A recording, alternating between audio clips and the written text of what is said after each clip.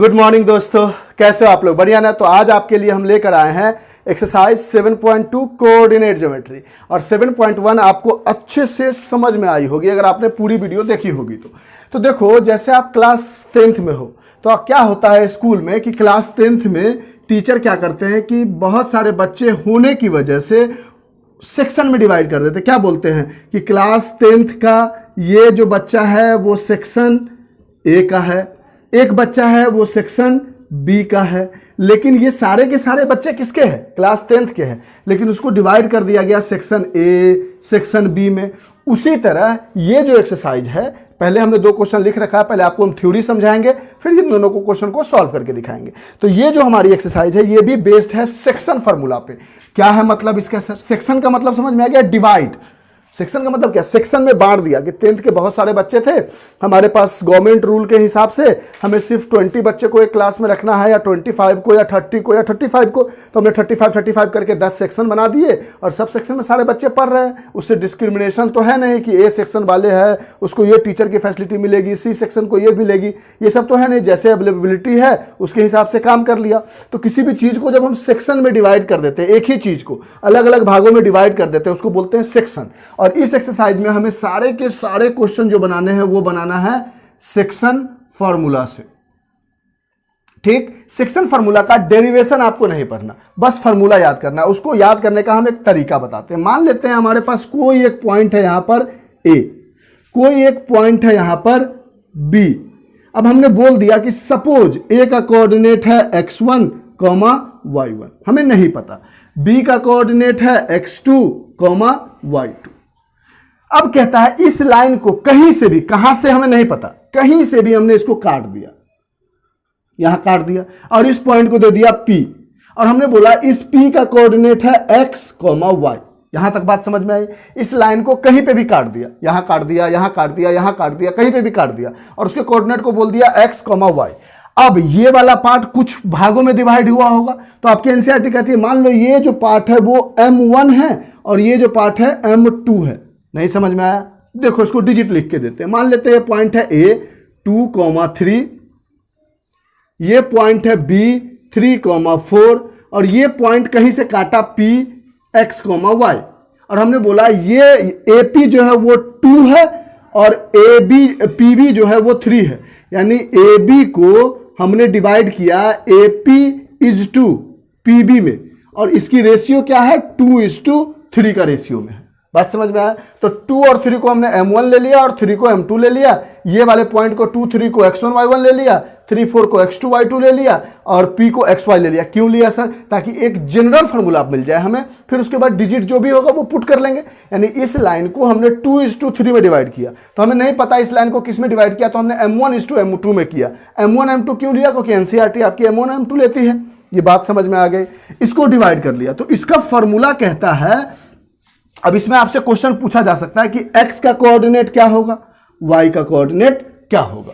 तो इसके निकालने का तरीका है कि अगर x का कोऑर्डिनेट निकालना है तो आप लिखो m2x1 plus m1x2 upon m1 plus m2। यानी अगर m का 2 लोगे तो x का 1 लेना होगा, m का 1 लोगे तो x का 2। देख रहे हो नीचे में m1 प्लस m2, ऊपर में m2 तो x1, तो m2 को x1 से मल्टीप्लाई करोगे और m1 को x2 से मल्टीप्लाई करोगे और दोनों को ऐड कर दोगे और m1 प्लस m2 से डिवाइड कर दोगे तो आपको x का कोऑर्डिनेट मिल जाएगा। उसी तरह अगर आपको y का कोऑर्डिनेट निकालना है तो सेम चीज, जहां पे x1 है वहां y1 डाल दो, जहां x2 है वहां y2 डाल दो। तो यहां पे हो जाएगा m2y1 plus m1y2 upon m1 plus m2, and यही है हमारे पास सेक्शन फॉर्मूला। याद करने का तरीका पता चल गया आपको? m2x1, m2 लोगे तो x1 लोगे, m1 लोगे, इसको आप उल्टा भी लिख सकते थे, x = m1x2 plus m2x1 upon m1 plus m2। इसको पहले लिख लो, इसको बाद में लिख लो, उससे कोई फर्क नहीं पड़ता। यानी हमारे पास ओवरऑल सेक्शन फार्मूला जो है वो ये हो गया। और ये कैसे आया? किसी चीज को डिवाइड किया, किसी लाइन को अगर दो भाग में डिवाइड कर दिया, किसी रेशियो में डिवाइड कर दिया, तो उसके बीच का कोऑर्डिनेट निकालना है, ये रेशियो दिया गया है। अगर नहीं दिया जाएगा तो उसको आगे आगे हम समझाएंगे कैसे कैसे किस चीज को कैसे कोप अप करना है, लेकिन आपको ओवरऑल क्वेश्चन समझ में आ गया। जैसे आप मान लो यही पॉइंट क्वेश्चन है हमारे पास, find the coordinate of the points which divides, find the coordinates of the point which divides the line joining. A का कोऑर्डिनेट हमारे पास क्या दिया गया है, -1 7। बी का कोऑर्डिनेट हमारे पास क्या दिया गया है, 4, -3, यानी x1 y1 दिया गया है हमारे पास, x2 y2 दिया गया है हमारे पास। अच्छा, इन द रेशियो m1 दिया गया है 2 और m2 दिया गया है 3। अब कहता है बताइए जो ये पॉइंट इन दोनों लाइन को डिवाइड किया है, एक लाइन है हमारे पास ए बी, ए का कोऑर्डिनेट है -1 7, बी का कोऑर्डिनेट है 4 -3, एक पॉइंट है P जो इस लाइन को डिवाइड करता है और किस रेशियो में डिवाइड करता है, 2:3 रेशियो में। तो बताइए इसका कोऑर्डिनेट क्या होगा। हमारे पास फॉर्मूला है, तो x = m2, m2 क्या है 3 इंटू x1, x1 क्या है -1 प्लस m1, m1 क्या है 2 into x2 4 upon m1 plus m2 2 + 3। ये सॉल्व होकर क्या आ जाएगा, -3 प्लस 4 2 जा 8 अपॉन 3 2 5। इसको जब आप सॉल्व करोगे तो 8 -3 हो जाएगा, -3 + 8 = 5 अपॉन 5, कट के आ जाएगा 1। यानी x का जो कोऑर्डिनेट है, जो पॉइंट इन लाइन को डिवाइड कर रहा है, उसका पहला x का कोऑर्डिनेट है 1, कॉमा। अब हमें y का कोऑर्डिनेट निकालना है, तो y में वैल्यू पुट करते हैं, m2 3 into y1 7 plus m1 2 into y2 2 2 2 2 -3 upon m1 plus m2 already कर चुके हैं, 5 आया है, नीचे डायरेक्ट 5 लिख देते हैं या 2 + 3। जब इसको आप सॉल्व करोगे, सपोज यहां सॉल्व कर देते हैं हम, तो ये क्या हो जाएगा, 7 3 जा 21 प्लस 3 2 जा 6 और प्लस माइनस क्या हो जाएगा, यहां पे -6 हो जाएगा। इतना तो आप समझते हो 10th क्लास में, और नीचे में 5। जब इसको सब्ट्रैक्ट करोगे तो आप आ जाएगा 15 अपॉन 5, ठीक। अब इसको जब डिवाइड करोगे तो 5 3 जा 15, यानी y का कोऑर्डिनेट क्या आ गया 3। यानी जो पॉइंट था जो इन लाइन को 2:3 में डिवाइड कर रहा था, उसका कोऑर्डिनेट है 1,3। निकाल लिया हमने। बोलो इसमें कोई प्रॉब्लम हुआ, put the formula get the result. कुछ अलग अलग क्वेश्चन आएंगे जिसको हम आपको समझाएंगे। इसको इरेज करें, लिख लिया होगा आपने अच्छे से, फॉर्मूला भी नोट डाउन कर लो और लॉजिकली आप बात को समझ भी लिख गए होंगे कि ये 1,3 पॉइंट है कहीं पे इस बीच में AB के, जो AB को 2:3 में डिवाइड कर रहा है, जहां पे A का कोऑर्डिनेट -1 7 है और B का कोऑर्डिनेट 4 -3 है। आ गए अच्छे से समझ में। फर्स्ट क्वेश्चन को इरेज करते हैं, आप सेकेंड क्वेश्चन पे आते हैं। यहां से आप नोट डाउन कर लेना पॉज करके आप। अब सेकेंड क्वेश्चन में देखो, अच्छे से समझना हर बात को। इस एक्सरसाइज से एक क्वेश्चन तो बोर्ड में या स्कूल के एग्जाम में, कहीं भी इंटरनल एग्जाम में या ऐसे 1 में या ऐसे 2 जो बोर्ड होगा उसके लिए कहीं ना कहीं एक क्वेश्चन तो पक्का आएगा। अब दूसरा क्वेश्चन में कहता है कि find the coordinate of the point of trisection of the line joining this and this. यानी कहता है एक लाइन है हमारे पास, जिस लाइन को ज्वाइन करते हैं उसके पहला कोऑर्डिनेट है 4, -1, दूसरा कोऑर्डिनेट है, अपने मन से ए भी मान लिया हमने, -2, -3। अब देखो क्या कह रहा है, समझना। Find the coordinate of the point of trisection, मतलब 3 भागों में डिवाइड किया गया। मान लो एक यहां पे डिवाइड किया गया, इस पॉइंट को P ले लो और x, y ले लो। एक पॉइंट यहां डिवाइड किया गया Q, इस पॉइंट को कुछ और ले लो। मान लो यहां पर आप ले लेते हो M मत लो, मान लो यहां पर आप ले लेते हो कोऑर्डिनेट सपोज T, S, आपके मन के ऊपर है, ताकि कोऑर्डिनेट एक जैसा ना दिखे, एक जैसा आंसर ना हो। 3 भागों में ट्राइसेक्शन मतलब क्या होता है, ट्राइसेक्शन मतलब 3 इक्वल पार्ट्स, 3 इक्वल पार्ट्स में डिवाइड किया जाता है। तो हम पहले P पॉइंट पर कंसंट्रेट करते हैं, Q पॉइंट को भूल जाते हैं। तो अगर हम देखें तो यहां से यहां तक अगर 1 है तो यहां से यहां तक क्या है, 2 है। क्यों? क्योंकि 3 अलग अलग भागों में, ये भी 1, ये भी एक, ये भी एक, और ये तीनों मिलाकर ए बी बन रहा है। तो यहां से यहां तक का अगर m1 हमारे पास 1 है तो m2 क्या हो जाएगा, 2 हो जाएगा। 1:2 में डिवाइड हो रहा होगा p के थ्रू। अच्छा, उसी तरह अगर हम q पॉइंट के लिए ध्यान दें, अब q पर आते हैं। अगर हम q पॉइंट के लिए ध्यान दें तो q के लिए m1 क्या हो जाएगा, देखो पहले में 2 और दूसरे में 1 भाग है, तो m2 क्या हो जाएगा 1। यानी p के लिए m1 हो गया 1 और m2 हो गया 2, लेकिन q के लिए m1 हो गया 2 और m2 हो गया 1। अब हम p का पॉइंट निकालते हैं तो हम लिखेंगे x is equal to m2 x1 plus m1 x2 upon m1 plus m2। ये 1 2 समझ में आ गया कैसे होगा, कोई दिक्कत नहीं भाई। 3 भागों में इक्वल भाग में डिवाइड किया गया है, तो अगर ये एक पार्ट है तो ये 2 पार्ट होगा, अगर यहां तक 2 पार्ट है तो ये 1 पार्ट होगा। जहां पे पॉइंट है 3 भागों में डिवाइड किया गया, हमने p को पहले लिया तो इधर वाला में 1 पार्ट, ये 2 पार्ट, क्योंकि 2 अलग अलग पार्ट है, 2 पार्ट है, p q b है, 3 पॉइंट्स है तो 2 पार्ट में बटा है तो 2 हो गया, यहाँ पे 1 हो गया। q के लिए देखोगे तो 2 पार्ट इधर है, 1 पार्ट इधर है। फॉर्मूला यूज किया तो हम निकाल किसका पॉइंट रहा है, p का, x लिखा है यहाँ पे। तो m2 क्या है p के लिए, देखो p के लिए नीचे वाला कोऑर्डिनेट है तो m2 है हमारे पास 2, और x1 और y1 तो यही होगा, x1 ये होगा, y1 ये होगा, x2 ये होगा, y2 ये हो गया। तो x निकालना है तो m2 2 into x1 4 plus m1 1 into x2 -2 upon m1 plus m2 1 plus 2। इसको सॉल्व किया हमने तो 4 2 जा 8 plus minus -2 upon 3 that is 6 upon 3, 3 2 जा 6, 2 बार में कट गया। तो इसका x कोऑर्डिनेट क्या हो गया 2। अब इसका y कोऑर्डिनेट निकालते हैं तो y बराबर m2 y1 plus m1 y2 upon m1 plus m2। अब m2 फिर यहां पे क्या है 2 इंटू y1 -1 प्लस नीचे वाला पार्ट दिख रहा है, कोई दिक्कत नहीं है आपको अच्छे से। मान लो इसको ऊपर लिख देते, फॉर्मूला हमारे पास यहां पे है y is equal to m2 है हमारे पास 2, y1 है -1 प्लस m1 है हमारे पास 1, क्योंकि अभी p का ही कोऑर्डिनेट निकाल रहे हैं, समझना अच्छे से। और y2 है हमारे पास -3 upon m1 plus m2 1 plus 3। इसको सॉल्व किया तो यहां पर हमारे पास आ गया 2 -2 और यहां पर आ गया -3 अपॉन 1 प्लस 2, माई मिस्टेक 3 लिख दिया, 1 प्लस 2 तो दैट इज 3। ये आ गया -5 अपॉन 3, यानी y का कोऑर्डिनेट क्या हो गया -5 अपॉन 3। यानी हमने p पॉइंट के x और y का कोऑर्डिनेट फाइंड आउट कर लिया। अगर हमें अब q पॉइंट का कोऑर्डिनेट फाइंड आउट करना होगा, इस पार्ट को आप लिख लो 2 -5 अपॉन 3, देख लो ना -5 अपॉन 3, यहां तक कोई दिक्कत नहीं।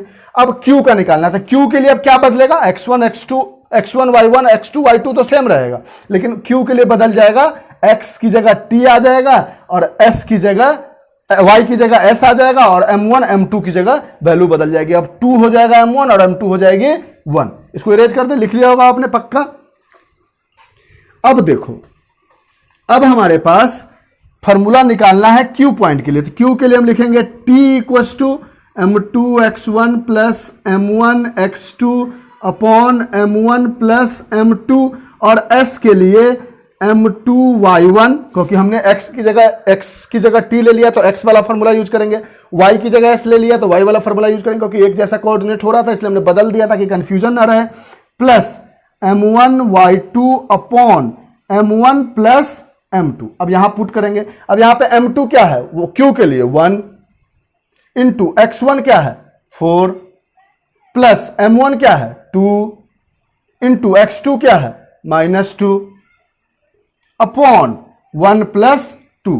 जब इसको सॉल्व करेंगे तो ये आ जाएगा 4 2 2 जा 4, 4 -4 upon 3 that is 0 upon 3 is 0, यानी इसके t का कोऑर्डिनेट आ गया 0, अब s का कोऑर्डिनेट निकालना है तो s के लिए ये फॉर्मूला है, तो m2 है हमारे पास 1 इंटू y1 है हमारे पास -1 प्लस m1 है हमारे पास 2 इंटू y2 है हमारे पास -3 upon m1 plus m2 1 plus 2, ये हो जाएगा हमारे पास -1 -6 अपॉन 3 दैट इज -7/3, यानी इसका कोऑर्डिनेट आ गया -7/3, यानी P का कोऑर्डिनेट XY है और Q का कोऑर्डिनेट -7 -7/3 है, और 0, -7/3 आने का मतलब क्या है, ये कोऑर्डिनेट कहीं Y एक्सिस पे होगा।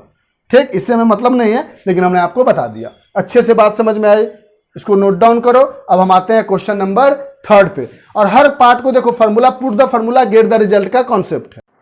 अब क्वेश्चन नंबर 3 पे आते हैं। देखो क्वेश्चन बड़ा है, इससे डरना नहीं है, बहुत इजी क्वेश्चन है। कहता है to conduct a sport day activity in your rectangular shaded school ground ABCD। ठीक, इसमें कह रहा है कि एज शोन इन फिगर 7.12, लेकिन इस क्वेश्चन को इजी करने के लिए हमने फिगर खुद से बनाने की सोची है। ठीक, कहता है to conduct sport activity in your rectangular shaded school ground ABCD। आपका एक स्कूल ग्राउंड है जो रेक्टेंगुलर शेप का है। कैसा है, पहले क्वेश्चन समझ लो, बनाना बहुत ईजी है। थोड़ा बड़ा है और थोड़ा कॉम्प्लिकेटेड लगता है बच्चों को, तो इसलिए क्वेश्चन समझ लो। ABCD एक रेक्टेंगुलर ग्राउंड है, ABCD। Lines have been drawn with chalk powder at a distance of 1 meter each. 100 flower pots have been placed at a distance of 1 meter from each other along AD. AD के along में ऐसे चौक से 100 lines बनाए जाते हैं। ठीक, हम कुछ लाइन बना देते हैं, 100 लाइन्स ऐसे AD में बनाए जाते हैं, और हर लाइन के बीच में दूरी कितनी है, हर लाइन के बीच में दूरी है 1 मीटर। 100 लाइन बनाए जाते हैं, और यहां से यहां तक की दूरी है 1 मीटर, यानी यहां से यहां तक की दूरी क्या है, 1 मीटर। तो यहां से अगर ऐसे चलते चलोगे तो ये 1 मीटर, ये 2 मीटर, ये 3 मीटर, ये 4 मीटर, ये 0 मीटर, ये 5 मीटर, ये 6, ये 7, डैश डैश करते करते ये क्या आ जाएगा, 100 मीटर आ जाएगा। कोई दिक्कत है बताओ, यहां तक क्वेश्चन समझ में आया। और हर मीटर पे यहां पर एक फ्लावर पॉट रखा गया है, यहां पर एक फ्लावर पॉट रखा गया, यहां पर एक फ्लावर पॉट रखा गया। इस तरह से पूरा 100 मीटर तक हर 1 मीटर की दूरी पे एक फ्लावर पॉट रखा गया है। एक रेक्टेंगुलर ग्राउंड है आपका, उस पर एक चौक से लाइन बनाया गया, 100 लाइन बनाया गया, हर लाइन के बीच की दूरी 1 मीटर है। तो लास्ट वाले लाइन यहां से लेकर यहां तक की दूरी 100 मीटर हो जाएगी। हर मीटर की दूरी पर एक फ्लावर पॉट रखा गया है as shown in the figure 7.12। तो मान लेते हैं ये फिगर हमारे पास है 7.12। फिगर हमने खुद से बना के आपको इजी करने की कोशिश की।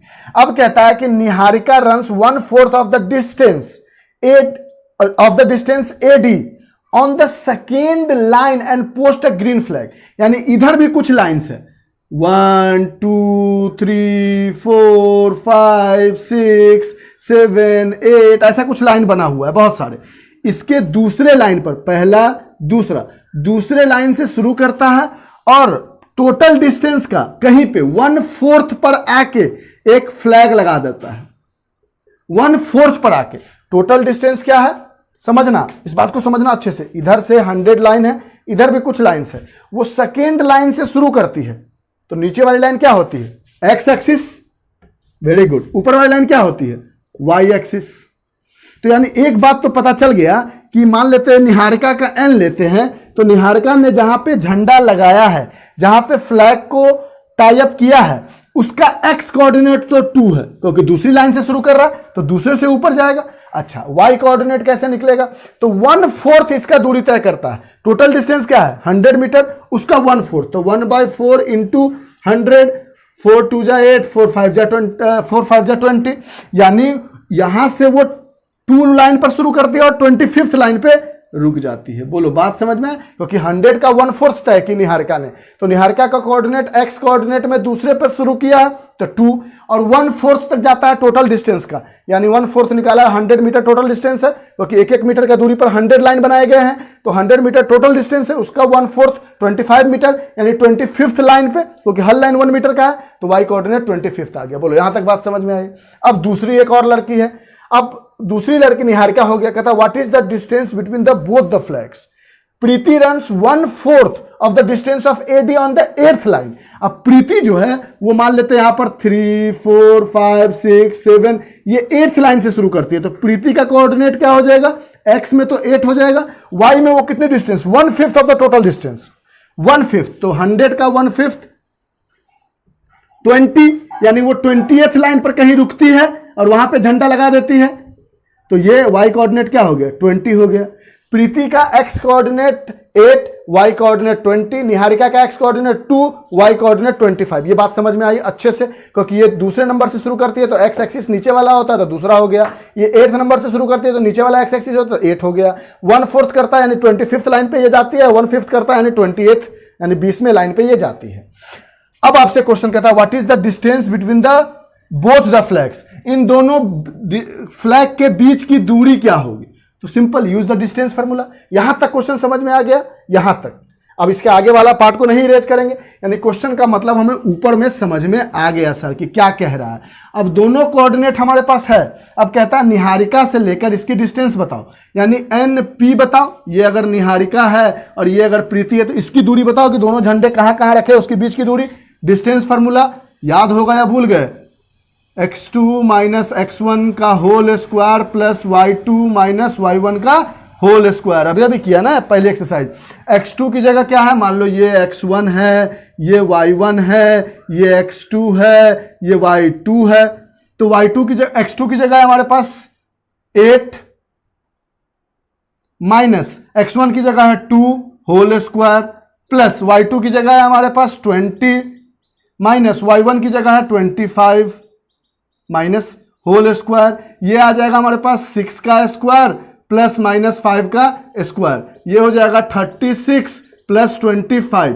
इसको ऐड करोगे तो ये हो जाएगा under root 6 5 11 3 2 5 1 6 under root 61 metre. यानी निहारिका ने जहां पे झंडा लगाया और प्रीति ने जहां पे झंडा लगाया, उन दोनों के बीच की दूरी, उन दोनों फ्लैग के बीच की दूरी अंडर रूट 61 है। अब आगे कहता है कि what is the distance between the both the flags, ये तो निकाल लिया। अब आगे कहता है if Rashmi has to post the blue flag, एक लड़की है रश्मि, निहारिका और प्रीति के अलावा कोई एक और लड़की है, half way between the line joining the two flags where should she post the flag. मतलब समझो, कहता है क्वेश्चन में कि एक रेक्टेंगुलर गार्डन है जिसमें 100 लाइन बनाए गए हैं, तो उससे हमने निकाल लिया कि वाई एक्सिस पे 25th लाइन पे है, वाई एक्सिस पे 20 लाइन पे है, एंड निहारिका का कोऑर्डिनेट निकाल लिया, प्रीति का कोऑर्डिनेट निकाल लिया, इससे इन दोनों झंडे के बीच की दूरी निकाल ली। अब एक नई लड़की है, उस लड़की का नाम है, क्या नाम है, रश्मि। अब मान लो रश्मि को एक झंडा लेकर आना है, यानी समझना, क्वेश्चन को समझो। ये अंदर वाली लाइन को यहां ड्रॉ कर देते हैं। एक निहारिका है, उसकी कोऑर्डिनेट है हमारे पास 2,25 और एक यहां पर हमारे पास प्रीति है, इसकी कोऑर्डिनेट है 8,20। अब एक नई लड़की है रश्मि, वो चाहती है कि इस झंडे को ऐसा रखे बीच में कहीं जाकर, कहीं बीच में जाकर रश्मि जो इस झंडे को रखना चाहती है, जिसका उसके कोऑर्डिनेट नहीं पता है, उसका कोऑर्डिनेट आपको बताना है, लेकिन उस झंडे को ऐसे रखेगी कि दोनों बराबर बराबर भागों में बट जाए, half way between the line joining the two flags. दोनों लाइन ज्वाइनिंग के बीचों बीच रखना चाहती है, तो ये भी 1 में डिवाइड होगा और ये भी 1 में डिवाइड होगा, यानी हमारे पास M1 भी क्या हो गया 1 और M2 भी क्या हो गया 1। कोई दिक्कत है? अब देखो यहां तक समझ में आ गया, क्वेश्चन को अच्छे से समझ गए, इरेज कर दे, अब इसको निकाल देते हैं। अब एक बात का आप ध्यान दो कि अगर हमारे पास फॉर्मूला है x is equal to M2 x1 plus M1 x2 upon M1 plus M2, अगर 1:1 रेशियो में डिवाइड हो रहा तो M1 की जगह भी 1 रखो इंटू x1 प्लस M2 की जगह भी 1 रखो इंटू x2 अपॉन 1 प्लस 1। ये क्या बन जाएगा 1 इंटू x1 x1 होगा, 1 इंटू x2 x2 होगा, 1 प्लस 1 क्या होगा 2। यानी जब भी दोनों का M1 M2 1 1 हो, 2 2 हो, नहीं 1 1 रखो, अभी 2 2 के बारे में बाद में समझाएंगे, कंफ्यूज कर जाएगा। सिर्फ बराबर बराबर हो, ऐसे समझो, बराबर बराबर हो तो अब डायरेक्ट, हाँ 2 2 भी हो 3 3 भी हो, हम बना के दिखाएंगे अगर ऐसा क्वेश्चन आता है। यानी बराबर बराबर हो तो हम देखते हैं डायरेक्ट हमारे पास सेक्शन फॉर्मूला क्या आ जाता है x1 प्लस x2 अपॉन 2, क्योंकि 1 अगर डालेंगे तो दोनों जगह सेम चीज आ जाएगा। अगर 2 भी होता तो 2 इधर से कॉमन ले लेते, 2 2 4 कॉमन लेके कट जाता, सेम आता। यानी अगर दोनों में बराबर होगा तो आप x1 प्लस x2 अपॉन 2 और y के लिए y1 प्लस y2 अपॉन 2। अब इस फार्मूला से रश्मि का कोऑर्डिनेट निकल जाएगा, तो x1 plus x2 upon 2, x1 क्या है हमारे पास ये है, x2 क्या है हमारे पास ये है, y1 क्या है ये है, y2 क्या है ये है। तो 2 plus 8 upon 2 that is 10 upon 2 that is 5। यानी रश्मि को x कोऑर्डिनेट में 5वें लाइन पे चलना होगा, y कोऑर्डिनेट y1 क्या है 25, y2 क्या है 20 upon 2 that is 45 upon 2 that is 2 2.5।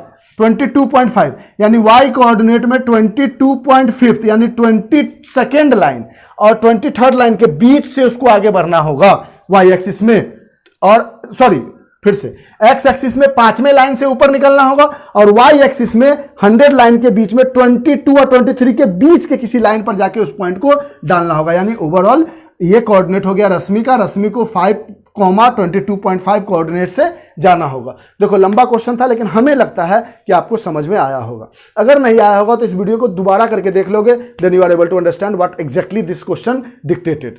ठीक, अच्छे से समझ में आ गए। अब इसको आप नोट डाउन कर लो, समझ लो, अच्छे से देख लो, फिर हम आपको इसके नेक्स्ट क्वेश्चन बताते हैं 4th नंबर। अब आते हैं नेक्स्ट क्वेश्चन 4th नंबर पे। ये बहुत अच्छा क्वेश्चन है, थोड़ा डिफरेंट है, इसको अच्छे से बना। थोड़ा डिफरेंट क्या, इजी है। देखो अभी तक हम जो भी क्वेश्चन बना रहे थे इस क्वेश्चन को समझो। Find the ratio in which the line segment joining the point this and this. एक लाइन सेगमेंट है पॉइंट ए है और एक लाइन सेगमेंट का लास्ट पॉइंट है बी। ए का कोऑर्डिनेट है हमारे पास -3, 10। बी का कोऑर्डिनेट है हमारे पास 6, -8। ये मान लो x1 है, ये y1 है, ये मान लो x2 है और y2 है।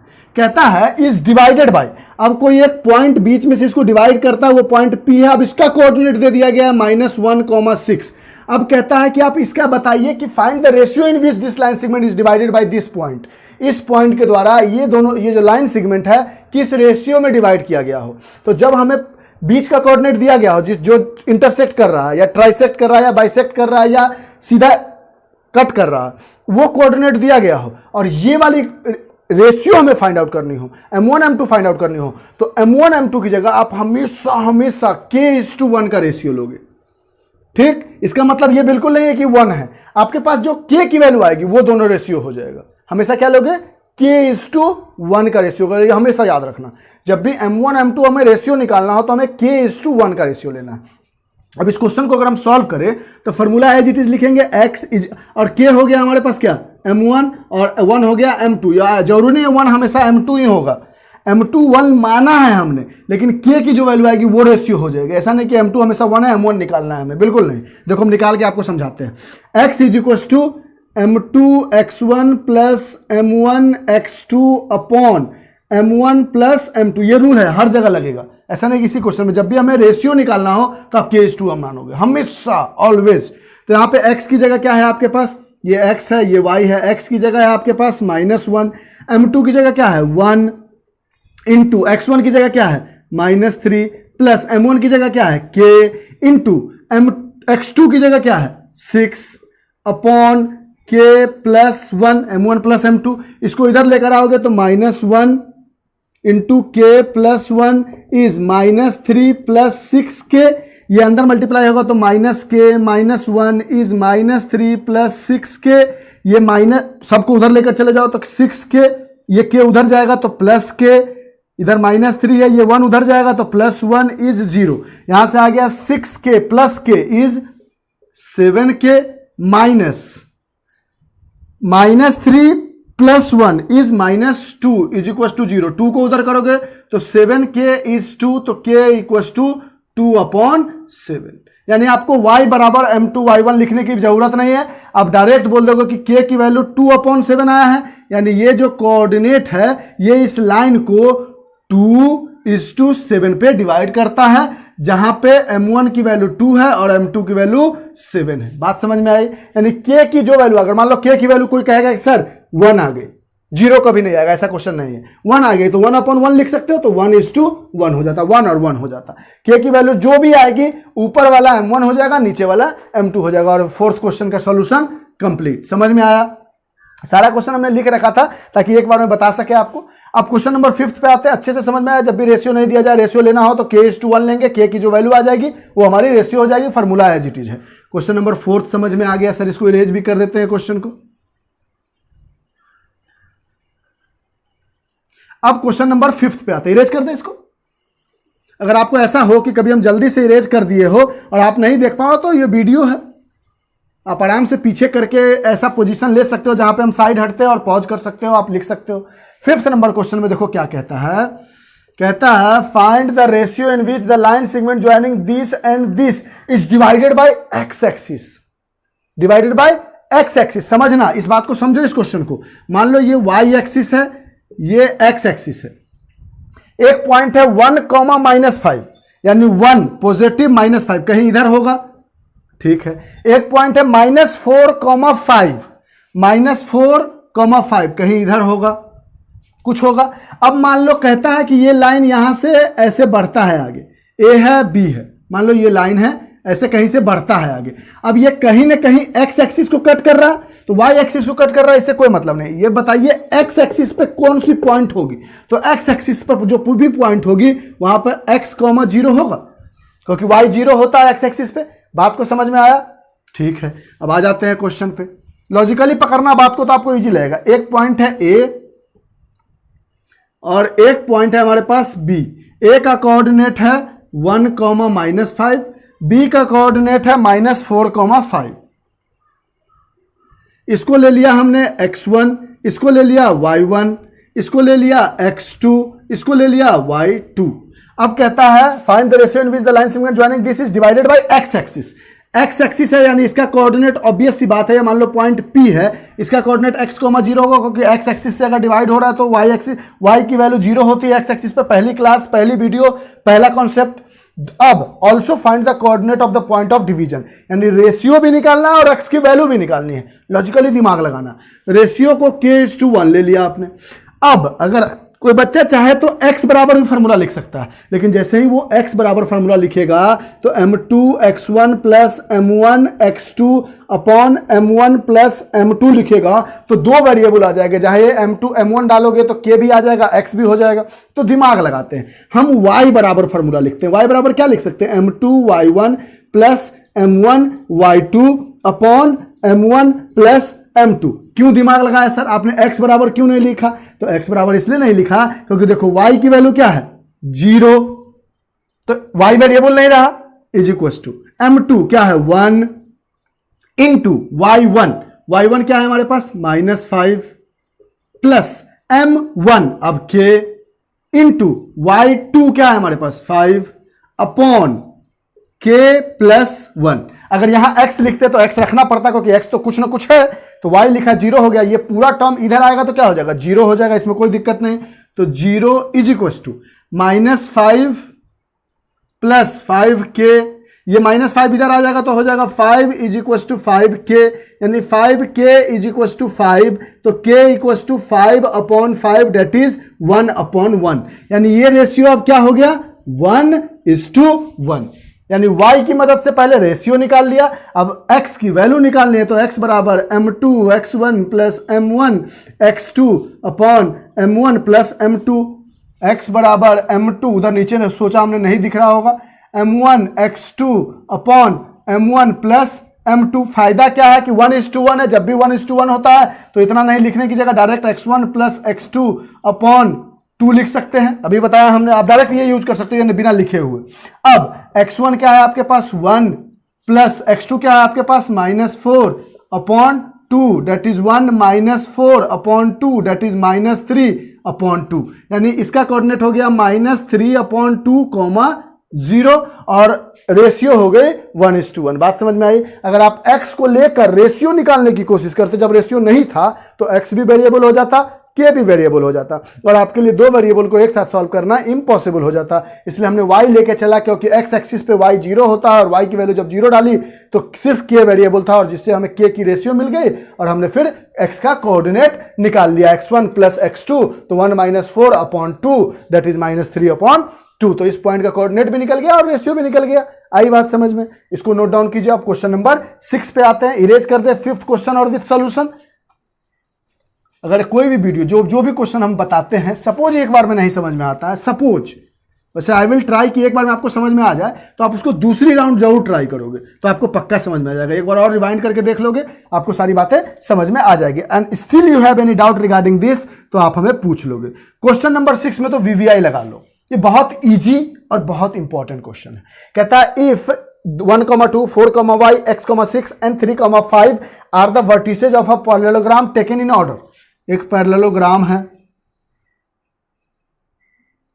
ठीक है सर, मान लेते हैं ये A है, ये B है, ये C है, ये डी है। ए का कोऑर्डिनेट है, ऑर्डर में कहता है लिखने के लिए लिख लेते हैं। बी का कोऑर्डिनेट है 4, सी का कोऑर्डिनेट है x, 6, डी का कोऑर्डिनेट है 3, 5। जब भी पैरेललोग्राम वाले क्वेश्चन आए तो एक बात का हमेशा याद रखोगे कि diagonal of a parallelogram bisect each other. Diagonal of a parallelogram bisects each other। Parallelogram की डायगोनल आपस में एक दूसरे को बाइसेक्ट करती है।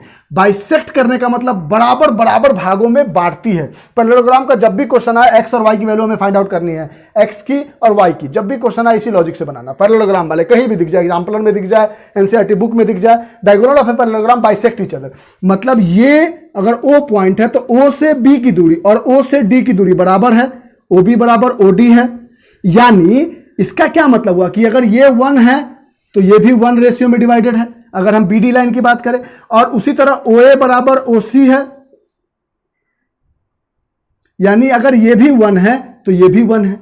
बात समझ रहे हो? क्योंकि बराबर बराबर है ना, तो 1:1, 2:2 कट के 1:1 आ जाएगा। अच्छा, अब डीबी लाइन को लेकर चलते हैं। डीबी को अगर हम लेके चले, अगर इसमें हम सेक्शन फार्मूला लगाए, इस पॉइंट का कोऑर्डिनेट हमें नहीं पता है, लेकिन यहां पर मान लेते हैं coordinate according to DB x और y है। समझना इस बात को। तो x बराबर लिख सकते हो x1 प्लस x2 अपॉन 2, क्योंकि 1:1 में है। तो x1 plus x2, 4 plus 3, 3 plus 4 upon 2 that is 7 upon 2। यानी अगर हमने db लाइन को लिया तो इसका x कोऑर्डिनेट क्या आया 7 अपॉन 2। y कोऑर्डिनेट क्या आएगा y, इसका y कोऑर्डिनेट y बराबर y1 प्लस y2, क्योंकि 1:1 में है, upon 2 that is 5 plus y upon 2। यानी इसका y कोऑर्डिनेट xy हमने लिया, लेकिन यहां भी y है तो उससे कंफ्यूज मत करना। इसको आप pq ले लेना, कुछ और ले लेना। अगर आपको दो ऐसे कोऑर्डिनेट दिख जाए, यहां p ले लो और यहां q ले लो। अब ठीक है, ठीक, xy एक साथ कैलकुलेट मत करने लग जाना कि 2y हो जाएगा माइनस हो के y बराबर 5 आ जाएगा। बिल्कुल नहीं, वो y हमने अलग से माना था, ये गिवन था, pq मान लिया। अब ठीक है, तो q का कोऑर्डिनेट आया हमारे पास 5 प्लस 1 अपॉन 2। अच्छा, अगर हम चाहे तो इस पॉइंट O का कोऑर्डिनेट हम AC लाइन से भी तो निकाल सकते हैं। अगर आप मान लो अपनी हाइट मेजर कराते हो स्कूल में, डॉक्टर के पास, फिर अपने घर में, तीनों केसेस में आपकी हाइट तो बराबर आएगी ना। ऐसा तो नहीं है कि कभी आप थोड़े लंबे हो जाओगे, कभी थोड़े छोटे हो जाओगे, हर जगह हाइट बराबर होगी आपकी। कहीं पे भी हाइट को मेजर कर लो। तो इस पॉइंट का कोऑर्डिनेट हम अगर डीबी से निकाले तो डीबी के अकॉर्डिंग हमारे पास कोऑर्डिनेट आ गया O का 7/2, 5 प्लस y अपॉन 2। अगर हम AC के अकॉर्डिंग निकाले, AC के अकॉर्डिंग भी निकाल सकते हैं, तो AC के अकॉर्डिंग निकाले तो P का कोऑर्डिनेट क्या आएगा x1 प्लस x2, यानी x प्लस 1 अपॉन 2 आ जाएगा। x1 की जगह क्या है 1, x2 की जगह क्या है x, तो x1 plus x2 upon 2। Q का कोऑर्डिनेट क्या आएगा 2 plus 6, y1 plus y2 upon 2 that is 8 upon 2 that is 4। यानी अगर हमने AC लाइन की मदद ली और O का कोऑर्डिनेट निकाला तो x प्लस 1 अपॉन 2, 4 आया। और एक ही पॉइंट का कोऑर्डिनेट दो अलग अलग लाइन से डिफरेंट आया। इसका मतलब क्या है, एक पॉइंट का कोऑर्डिनेट कभी भी बदलेगा नहीं बदलेगा, यानी इसका x एक्सिस इसके x एक्सिस से बराबर होना चाहिए, क्योंकि एक ही पॉइंट का कोऑर्डिनेट दो अलग अलग तरीके से निकाला हमने। तो यानी x प्लस 1 अपॉन 2 जो है वो 7 अपॉन 2 के बराबर होना चाहिए, और 5 प्लस वाई अपॉन 2 जो है वो 4 के बराबर होना चाहिए। बोलो ये लॉजिक पकड़ पाए? तो यहां से 2 और 2 मर जाएगा, और x plus 1 is equal to 7 है, तो x is equal to 7 minus 1 that is x is equal to 6 आ जाएगा। यानी यहां पर x है, हाँ यहां पर जो p और x है हमारे पास, कहां गया x की वैल्यू क्या आ गई हमारे पास 6 आ गई। बात समझ रहे हो? फिर यहां पर है हमारे पास 5 plus y upon 2 is equal to 4, ये उधर ले जाओगे तो हो जाएगा 5 प्लस वाई इक्वल टू 8, यानी y equal to 8 minus 5 is 3, तो y की कोऑर्डिनेट आ गई 3। बात समझ में आया? यानी पैरेललोग्राम के लॉ को हमने यूज किया कि diagonal of a parallelogram bisect each other, उसकी मदद से ये क्वेश्चन नंबर है, ये इसको छोड़ के चलना।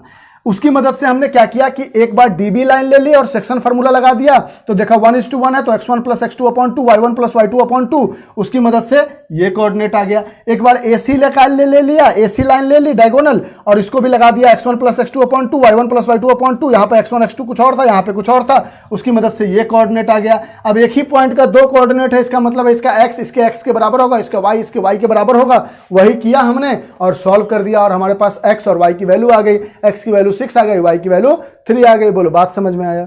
श्योर शॉर्ट, कोई दिक्कत नहीं। चलिए तो अब आते हैं हम क्वेश्चन नंबर 6 पे। अब पैरेललोग्राम का जब भी क्वेश्चन आएगा इसी लॉजिक से चलना, इसके अलावा कोई भी लॉजिक से चलोगे क्वेश्चन तो सॉल्व होगा लेकिन बहुत बड़ा और कॉम्प्लिकेटेड हो जाएगा और आपको मजा नहीं आएगा करने में, पूरी टाइम चली जाएगी और इसमें 2 सेकंड में आप सॉल्व करके बाजी मार लोगे और आपको मार्क्स भी अच्छे आ जाएंगे। अब आते हैं हम क्वेश्चन नंबर 6 पे। क्वेश्चन नंबर 6 में कहता है, पहले इसको इरेज कर देते हैं, नहीं क्वेश्चन नंबर अभी 6 ही बनाया ना, 7 पे आते हैं, सॉरी। क्वेश्चन नंबर 6 तो कर लिया हमने, अब क्वेश्चन नंबर x और y की वैल्यू निकालनी थी। अब 7 नंबर क्वेश्चन पे आते हैं। क्वेश्चन नंबर 7 में कहता है find the coordinate of the point A where A B is the diameter of a circle. एक सर्कल है, इसकी एक डायमीटर है ए बी, कहीं पे सेंटर होगा, डायमीटर है तो ओ मान लेते हैं सेंटर है। तो सबसे पहले मेरे दिमाग में काम आया कि ओ ए बराबर ओ बी होगा क्योंकि दोनों रेडियाई है, रेडियस है तो ये भी 1 ये भी 1। अब कहता है of circle whose centre is, centre का कोऑर्डिनेट दिया गया है हमारे पास 2, -3, बी का कोऑर्डिनेट दिया गया है 1, 4। अब ए का कोऑर्डिनेट निकालना है, find the coordinate of the point ए। तो x1, y1 ले लेते हैं ए का कोऑर्डिनेट, क्योंकि हमेशा पहला वाला x1 y1 होता है ना, बीच वाला ना x y लेते हैं। अब फार्मूला लगाते हैं तो हमारे पास फार्मूला है 1:1, फिर है क्या है, फिर 1:1 है। क्यों? क्योंकि डायमीटर है तो रेडियस आपस में बराबर होंगे, यानी ये भी अगर एक पार्ट है तो ये भी एक पार्ट है। फार्मूला लगाएंगे तो हम लिखेंगे x = x1 plus x2 upon 2। x की जगह क्या है हमारे पास 2, क्योंकि x हमेशा बीच वाले को लेते हैं, x1 y1 x2 y2 side वाले कोऑर्डिनेट को लेते हैं। तो x1 प्लस x2 यानी x1 प्लस x2 की जगह 1/2, ये 2 उधर चला जाएगा तो क्या हो जाएगा 4 = x1 + 1, 1 इधर आ जाएगा तो 4 - 1 इज x1, यानी x1 = 3 आ गया हमारे पास। यानी a के x का कोऑर्डिनेट, x1 का कोऑर्डिनेट 3 है। अब हमें y का निकालना है तो y बराबर y1 + y2/2, जहां पे y क्या है -3 = y1 क्या है y1 ही है, प्लस y2 क्या है हमारे पास 4/2, ये इधर आ जाएगा तो क्या हो जाएगा -6 = y1 + 4, 4 इधर आ जाएगा तो क्या हो जाएगा -6 - 4 इज y1, यानी y1 की वैल्यू क्या आ गई -10 आ गई। यानी x1 का कोऑर्डिनेट आ गया -3 और y1 का कोऑर्डिनेट आ गया x1 का कोऑर्डिनेट आ गया 3 और y1 का कोऑर्डिनेट आ गया -10। और इस तरह से हमने क्वेश्चन नंबर 7 भी कंप्लीट किया, और जो बहुत इजी था। सेक्शन फार्मूला अगर समझ में आता है तो हमें कोई डाउट नहीं होगा। डायमीटर था, रेडियस को डिवाइड कर लिया। हाँ, ये याद रखना कि x बराबर जो लिखते हैं ये बीच वाला x होता है, x1 y1 ये होता है और x2 y2 ये होता है। कंफ्यूजन नहीं करना, और बाद बाकी हमने सोल्यूशन बता दिया। अब आते हैं क्वेश्चन नंबर 8, 9, 10 पे, and that is the completion of this exercise. आप इसको नोट डाउन करो, हम नेक्स्ट क्वेश्चन पे आते हैं। अब क्वेश्चन नंबर 8 पे आते हैं, 7 तक समझ में आ गया। क्वेश्चन नंबर 8 में कहता है if point A and B are this and this respectively. एक पॉइंट ए है, एक पॉइंट बी है, बस यही 10th नंबर क्वेश्चन तक है, and this is all about exercise 7.2 complete हो जाएगी। एक पॉइंट बी है, ए का कोऑर्डिनेट है हमारे पास -2, -2, बी का कोऑर्डिनेट है हमारे पास 2, -4। अच्छा, find the coordinate of the point P such that AP बराबर this and P lie on the line segment AB। AB पे कहीं ना कहीं P लाई करता है, इसका कोऑर्डिनेट बताइए क्या होगा। तो हमने बोला XY होगा सर। जहां पे एक रिलेशन दिया गया, देखना AP = 3/7 AB। अगर AB को इधर लेकर आओगे तो क्या हो जाएगा AP/AB = 3/7 हो जाएगा। यानी अगर AP 3 है तो AB यहां तक 7 है, AP 3 है, AB 7 है, तो PB क्या हो जाएगा, देखो 4 हो जाएगा, तभी तो 3:7 में डिवाइड हुआ है। अगर AP हमारे पास 3 है, AB 4 है, सॉरी 7 है, AP 3 AB 7, तो ये बचा हुआ क्या हो जाएगा, 4 हो जाएगा रेशियो में। AP अपॉन AB दिया गया, यानी AP3 और पूरा 7 है, तो बचा हुआ PV क्या हो जाएगा, 4 हो जाएगा। बोलो ये लॉजिक समझ पाए कि नहीं समझ पाए? इसको ज़्यादा कॉम्प्लिकेट नहीं किया, माइनस माइनस नहीं किया, सिंपल लॉजिक में समझाया। यानी हमारे पास अब मिल गया कि M1 हमारे पास है 3 और M2 हमारे पास है 4। डायरेक्ट नहीं देके इनडायरेक्ट वे में दिया गया था, 3/7 दे दिया गया था, उसको हमने कन्वर्ट करके निकाल लिया कि हमारे पास M1 जो है वो 3 है, M2 जो है वो है हमारे पास 4 है। अब X1 हमारे पास ये है, Y1 ये है, X2 ये है, Y2 ये है। अब हमसे बोल रहा है X और Y का कोऑर्डिनेट निकालिए, तो X बराबर फॉर्मूला क्या होता है? अब यहां पर X1 प्लस X2 नहीं लगा सकते क्योंकि 3:4 में है, तो M2 X1 plus M1 X2 upon M1 plus M2। M2 की जगह क्या है 4, X1 की जगह क्या है -2, प्लस M1 की जगह क्या है 3, X2 की जगह क्या है हमारे पास 2 upon 3 plus 4, that is -8 plus 3 2 जा 6 अपॉन 4 3 7, दैट इज -2/7। यानी इसका x कोऑर्डिनेट आ गया -2/7। अब हमें y कोऑर्डिनेट निकालना है, तो y बराबर भी फॉर्मूला लगाएंगे, M2 y1 लगा देंगे यहां, y1 plus M1 y2 upon M1 plus M2। M2 है हमारे पास 4, y1 है हमारे पास -2 प्लस M1 है हमारे पास 3 और y2 है हमारे पास -4 अपॉन 3 प्लस 4। इसको सॉल्व करेंगे तो -8 -12 अपॉन 7, -8 -12 -20 अपॉन 7, यानी y बराबर आ गया -20 अपॉन 7। यानी x का कोऑर्डिनेट है हमारे पास 2/7 और y का कोऑर्डिनेट है -20 अपॉन 7। बोलो बात समझ में आई? एकदम सिंपल तरीका था। M2 की जगह 4, y1 की जगह -2, M1 की जगह 3, y2 की जगह -4, 4 2 जा 8 माइनस साइन, 4 3 जा 12 माइनस साइन और 3 प्लस 4 7 -20 अपॉन 7। तो क्वेश्चन नंबर 8 समझ में आ गया कैसे किया हमने, कोई डाउट नहीं है। सिर्फ यहाँ पे एक कंफ्यूजन दे दिया गया था, AP अपॉन AB दे दिया गया था, हमें चाहिए था AP अपॉन PV, क्योंकि ताकि ये P किस रेशियो में डिवाइड कर रहा है। तो हमने पता लगा लिया कि 3:7 है, क्योंकि 3:7 टोटल था, तो 7 को हटाकर इसको 4 बना दिया, तो 3:4 टोटल हो गया 7। आ गई बात समझ में? ये क्वेश्चन नंबर 8 कंप्लीट हो गया, जहां से हमने x का कोऑर्डिनेट निकाल लिया और y का कोऑर्डिनेट निकाल लिया। अब क्वेश्चन नंबर 9 पे आते हैं, after that is the last question is 10th। और आपको जब भी ऐसा फील होने लगे कि वीडियो थोड़ा सा लंबा है, सर थोड़ा स्लो पढ़ा रहे हैं, तो आपके पास ऑप्शन है 0.2x करने का, 1.5x के स्पीड पे यूट्यूब पे एक अच्छा सा ऑप्शन है आपके पास। अब क्वेश्चन नंबर 9 में कहता है find the coordinate of the point which divide the line segment joining A and B into 4 equal part. समझो इस बात को, एक पॉइंट है A, एक पॉइंट है B, एक पॉइंट है आपके पास B। A का कोऑर्डिनेट है आपके पास -2 and 2, यानी x1 है आपके पास, y1 है आपके पास। B का कोऑर्डिनेट है 2,8, यानी x2 है आपके पास, y2 है आपके पास। अब कहता है इसको 4 भागों में डिवाइड करते, 4 इक्वल पार्ट, 1 2 3 और 4 हो गया 4। 1 पार्ट, 2 पार्ट, 3 पार्ट, 4 पार्ट, और सब बराबर है तो सब 1:1, कोई दिक्कत नहीं। अब यहां पर मान लो P पॉइंट है, यहां पर मान लो Q पॉइंट है, यहां पर मान लो R पॉइंट है। इसका कोऑर्डिनेट मान लो आप सपोज है XY। अच्छा, इसका कोऑर्डिनेट मान लो ST है, इसका कोऑर्डिनेट मान लो X और Z है, X मत मानो। इसका कोऑर्डिनेट मान लो ABCDEF I और J है, कुछ भी मान लो, एक जैसा नहीं माना ताकि XY कंफ्यूज ना करे। अब देखो P के लिए एक लाइन ये है AP और एक लाइन क्या है PB, कोई दिक्कत है? तो P के लिए M1 क्या है 1 है, तो M2 क्या है 3 लाइन है, और तो M2 क्या हो गया 3 हो गया। और उस तरह अगर Q के लिए देखो तो यहां से यहां तक एक P, ये भी 2 है और ये भी 2 है, यानी 2:2, दैट इज 2/2, दैट इज 1:1 आ गया। यानी 2:2 को हम चाहे तो काट कर 1:1 भी लिख सकते हैं, क्योंकि रेशियो है ये हमारा M1/M2 है, M1:M2 है। अच्छा, R के लिए देखोगे तो AR और आर बी, यानी आर के लिए ये 3 है M1 और M2 क्या है 1 है।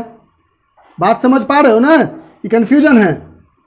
AP1 PB 3 पार्ट है तो 3, PQ के लिए AP 2 QB 2 कट के हो गया 1 1, AR के लिए 3 और RB के लिए 1। अब हम सबसे पहले x का कोऑर्डिनेट निकालेंगे। तो x का कोऑर्डिनेट निकालने के लिए हमारे पास M1 ये है, M2 ये है। जब p के कोऑर्डिनेट निकाल रहे होंगे x और y, और x1 ये है, y1 ये है, x2 ये है, y2 ये है। तो x है p का कोऑर्डिनेट, तो x बराबर हो जाएगा M2 x1 plus M1 x2 upon M1 plus M2। Question का मतलब समझ में आ गया आपको, सबका रेशियो मिल गया और सबके M1 M2 मिल गया। आप निकालते चले जाओ, आंसर आता चला जाएगा। अब मान लो हमारे पास M2 इसके लिए क्या है 3, p का कोऑर्डिनेट निकाल रहा है। x1 क्या है -2 प्लस M1 क्या है 1, x2 क्या है हमारे पास 2 अपॉन 1 प्लस 3, ये क्या हो जाएगा हमारे पास -6 प्लस 2 अपॉन 4, ये आ जाएगा -4 अपॉन 4 दैट इज -1, यानी इस x का कोऑर्डिनेट हो गया -1। अब इसी तरह y का कोऑर्डिनेट अगर आप निकालोगे तो M2 y1 plus M1 y2 upon M1 plus M2। अब इसकी वैल्यू पुट करोगे तो इसकी वैल्यू यहां पुट कर देते हैं, जगह कम है।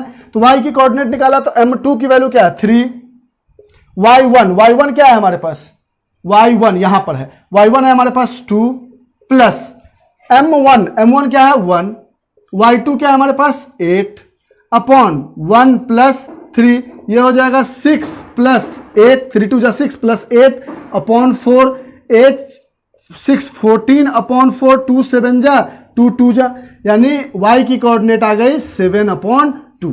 तो क्वेश्चन नंबर 9 का हमने x और y का कोऑर्डिनेट निकाल लिया, इससे हमें कोई दिक्कत नहीं। अब हमें निकालना किसका है, 9th क्वेश्चन तो समझ में आ गया है इसलिए इरेज कर देते हैं।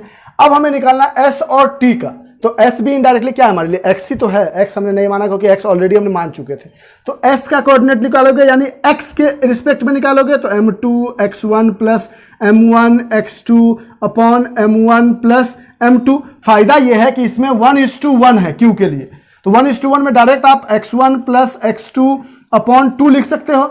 x1 क्या है आपके पास -2, x2 क्या है +2 upon 2 that is 0 upon 2 that is 0, यानी इसके s का कोऑर्डिनेट आ गया 0।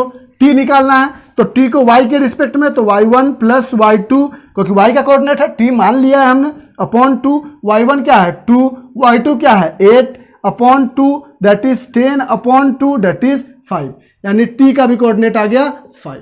यानी हमने s का कोऑर्डिनेट निकाल लिया, t का निकाल लिया, x का निकाल लिया, y का निकाल लिया। अब हमें i और j का निकालना है।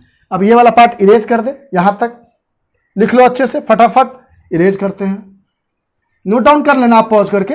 अब लास्ट कोऑर्डिनेट हमें निकालना है i और j का। तो i के लिए, i और j के लिए 3:1 है, देख रहे हो ना, रेशियो ऑलरेडी हमने बता दिया है।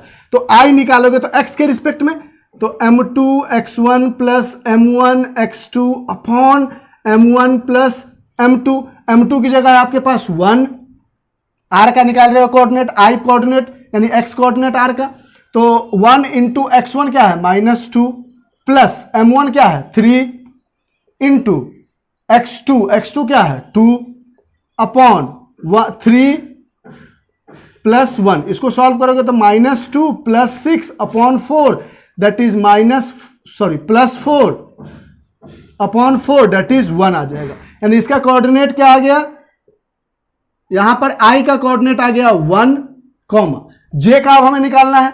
तो j का निकालोगे तो फिर M2 y के रिस्पेक्ट में y1 plus M1 y2 upon M1 plus M2 क्या है आपके पास M2 2 1 into y1 2 plus M1 3 y2 8 upon 3 plus 1 that is 2 plus 8 3 जा 24 upon 4 that is 26 upon 2 that is 26 upon 4 that is 13 upon 2।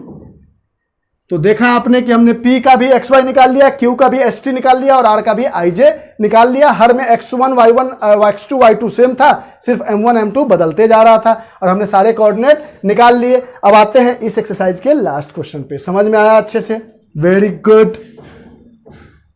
अगर अच्छे से समझ में आए तो एक लाइक बटन दबा ही देना, ताकि हमें भी मजा आए मेहनत करने में। अगर अच्छा लगे तो हाँ, अगर कोई डाउट हो तो आप कमेंट बॉक्स में कमेंट करके पूछ सकते हो, हम आपको उसको पर्सनली सॉल्व करने की कोशिश करेंगे। अगर ऐसा होगा कि नहीं कर सकते हम सॉल्व तो उसकी एक वीडियो बना देंगे। कहता है find the area of a rhombus. एक रोम्बस है,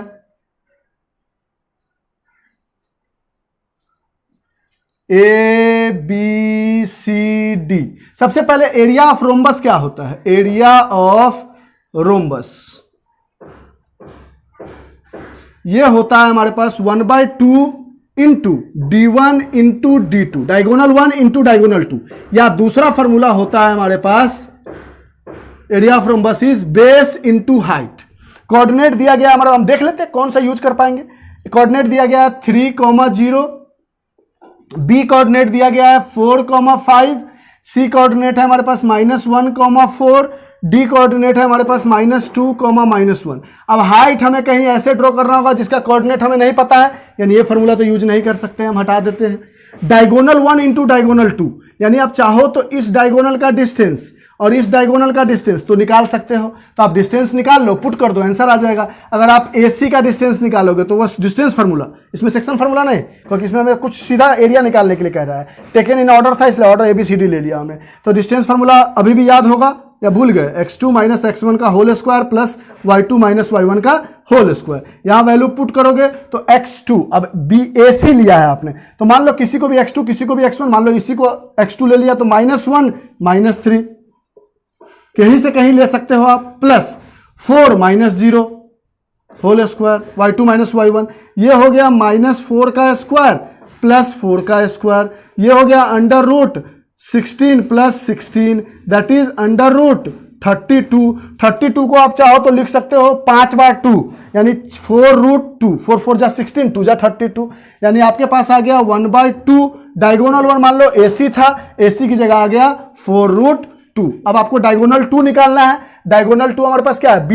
BD निकालना है। तो BD जब निकालोगे तो फॉर्मूला ऑलरेडी है हमारे पास, इसमें x2 मान लो, BD में x2 इसको लेते हो तो -2x1 -4 whole square plus -1 -5 whole square. जब इसको आप सॉल्व करोगे तो ये क्या आ जाएगा? इस पार्ट को इरेज कर दे, इधर आपके पास आ जाएगा अंडर रूट -6 का होल स्क्वायर प्लस -6 का होल स्क्वायर, ये हो जाएगा 36 + 36, -6 -6 बोल 36 36, ये आ जाएगा 72। 72 को आप फैक्टराइज करके देख लो क्या आता है, 2 36 2 18 2 9 3 3, यानी 2 कॉमन आ जाएगा और 2 3, यानी 3 दूना 6, 6√2 अंदर बच जाएगा, 6 6 36 इंटू 2 72, ये आ गया 6√2। अब इसकी एरिया निकालोगे तो 2 से 2 कट जाएगा, ये हो जाएगा 6 2 जा 12 और √2 मिलके हो जाएगा 2, तो 24 स्क्वायर यूनिट। जब कुछ नहीं होता तो हम लिख देते हैं स्क्वायर यूनिट, यानी 24 स्क्वायर यूनिट इसकी एरिया हो गई। समझ में आ गया कैलकुलेशन? √2 मिलकर 2 हो गया और 2 और एक और 2 था, तो 2 2 जा 4 और 6 जा 24। तो ये होता है आपका एक्सरसाइज 7.2 सेक्शन फार्मूला का A to Z क्वेश्चन। इसको आप नोट डाउन कर लेना, लास्ट क्वेश्चन था। इसके बाद हम आपको बताएंगे एक्सरसाइज 7.3 डेट इज एरिया निकालने का तरीका, और एरिया का फार्मूला याद करने का हम आपको एकदम जबरदस्त मेथड बताएंगे जिससे आपको कोई डाउट नहीं होगा। उसके बाद हम प्रोसीड करेंगे ऑप्शनल एक्सरसाइज पे, और ट्रायंगल जो हमारी बची हुई है उसको भी कंप्लीट कर देंगे हम आपको जब भी हमें टाइम मिलेगा। उसके बाद we will proceed to trigonometrical ratio. तो आपको अच्छे से समझ में आया। Bye, have a nice day, enjoy.